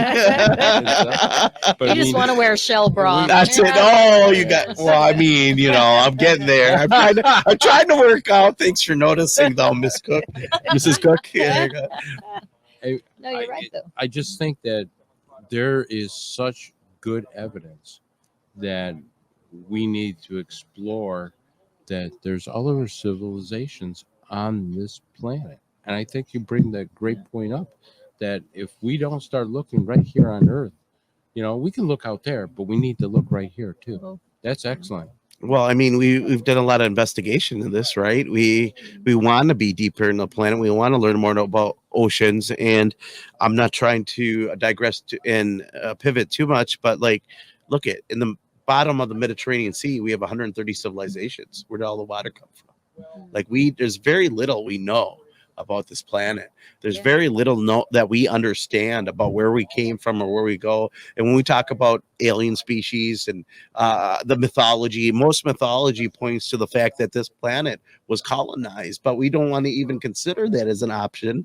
It came from that we rained on the rocks for millions of years and we walked out of a sludge bowl. I came from rain on the rocks. That's what people want me to believe in school. It's like I'm an intelligent person. You want me to believe that it rains on the rocks and that's where we come from. I see rain on the rocks every day. I'm not, listen, thousands of years. I can't observe this. So of course it's improbable or impossible because that's the kind of mindset you have to be in.